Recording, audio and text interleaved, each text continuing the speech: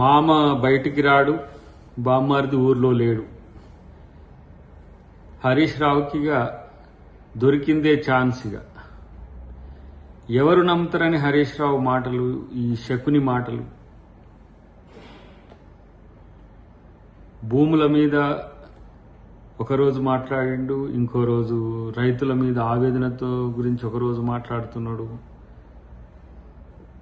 ఆయన మాట్లాడుతున్న తీరు చూస్తే ఏంటంటే తనకే అర్థం కాని స్థితి ఉన్నట్టు మనకు కనబడుతున్నది.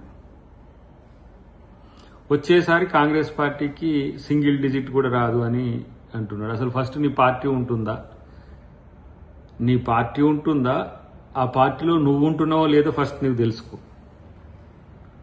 బీఆర్ఎస్ పని కథమని గత ఎన్నికలే చెప్పిన చరిత్ర. ఇంకా ఏదో పునుకులాడుతూ ఉన్నారు, ఏమైనా దొరుకుతాయేమో, ఇంకా ఏమైనా అవకాశం ఉంటుందేమో అని.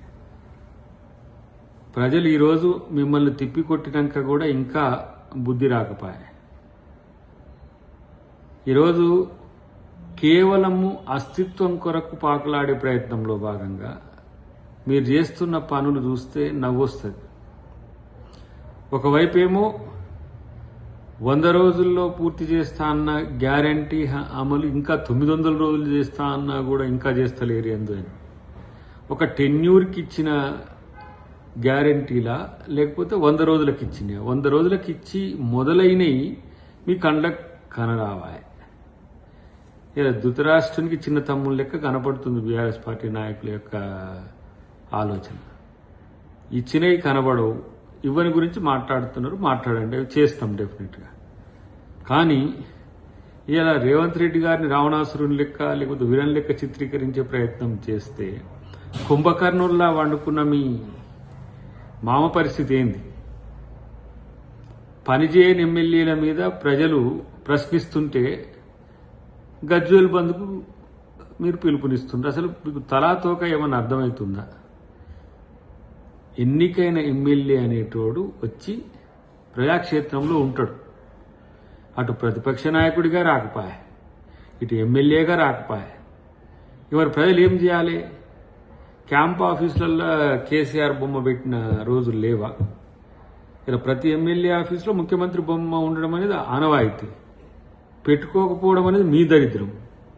అంటే ప్రోటోకాల్స్ను పట్టించుకోకపోతే కేసీఆర్ ఏమైనా ఎమ్మెల్యే కాకుండా ఇంకేమైనా ప్రధానమంత్రి అయిందా? లేకపోతే ఏమన్నా ఇతరత్ర ఏమన్నా జాతీయ స్థాయిలో రాష్ట్రపతి అయిందా? ముఖ్యమంత్రి ఫోటో ఎమ్మెల్యే అయినా, ప్రతిపక్ష నాయకుడైనా, మంత్రులైనా ప్రతి ఒక్కరు పెట్టుకుంటారు. పెట్టుకోవాలని అంటే మీకు బంధువులు ఇస్తున్నారు. అది ఏం పిచ్చిలేస్తుంది ఆయన మీకు? ఇవాళ తలాతోక లేని ప్రశ్నలు, అసహనం, అక్కసు ఇవన్నీ కలిపి వస్తున్న పరిస్థితి. కాబట్టి భూములు తీసుకుంటే రైతుల సాగు భూములు తీసుకోకండి, ప్రభుత్వ భూములు తీసుకోండి, లేకపోతే ఇతరత్ర సాగు వీలు కానీ తీసుకున్నట్టు. సాగు వీలు కానీ తీసుకున్నా ఊరుస్తలేరు. సాగు అయ్యే దగ్గర అవసరం ఉన్నా కూడా అక్కడ తీసుకుందామన్న, కంపెన్సేషన్ ఇద్దామన్నా కూడా మీకే ఫస్ట్ మీ పర్మిషన్ తీసుకొని భూములు తీసుకోవాల్సిన పరిస్థితి వస్తున్నది. ఈరోజు మూసీ వైపు భూములు తీసుకుంటామనంటే మూసీ కాడ ఉన్న వైపు ముందు రోజు పోయి ప్రజల్ని ఏదో ఒకటి అబద్ధాలు చాడీలు చెప్పి చేస్తుంటారు. ఇటు హైదరాబాద్ చుట్టుపక్కల ఉంటే ఎక్కడ ల్యాండ్ ఎక్విజిషన్ ఉంటే అక్కడికి పోవడం, రెచ్చగొట్టడం, దాడులకే ప్రేరేపిస్తారు. ఇలాంటి ప్రతిపక్షం తెలంగాణకు ఉండడం అనేది ఒక రకమైన దురదృష్టమే. అందుకనే బీఆర్ఎస్ పార్టీ తెలంగాణకు అవసరమా అని చెప్పి ఇలా ప్రజలు ఆలోచిస్తున్నారు. అవసరమే లేదనేది మేము అనుకుంటున్నాం. ఎందుకంటే పని చేయలేదు, చేసేవాడిని చేయనీయట్లేరు. ఎంతసేపటికి అధికార దాహం తప్పితే ఇంకొకటి ఉందా? ఈ అధికార దాహంలో కూడా 3 ముక్కలాట మళ్ళా పంచాయతీ. కేసీఆర్ వస్తాడో రాడో తెలియదు, కానీ ఇప్పుడు నీకు అధికారం కావాలన్నా, మీ బామ్మార్దికి అధికారం కావాలన్నా, అటువైపు కవితమ్మకు వద్దని చెప్తే ఆమె పోయి ఇంకో పార్టీ పెట్టుకొని, అబ్బాయి ఈ తెలంగాణకు మీరు పార్టీలు పెట్టుకున్నా మీరే, ఒక పార్టీలో ఉన్న మీరే, ఏంది దరిద్రం? కనీసం పరిపాలన కొనసాగనీయరు, మంచి చేస్తే మంచి అనరు.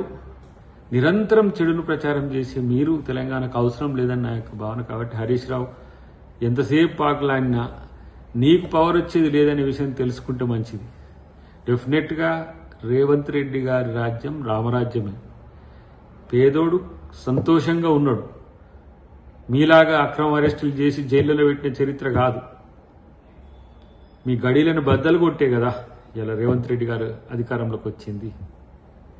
కాబట్టి ఇంకా గడిల పాలనకు అవకాశం ఉందని గడియ కోసం చూడక హరీష్ రావు, నీ భవిష్యత్తు ఏందో చూసుకోమని చెప్పి హితం.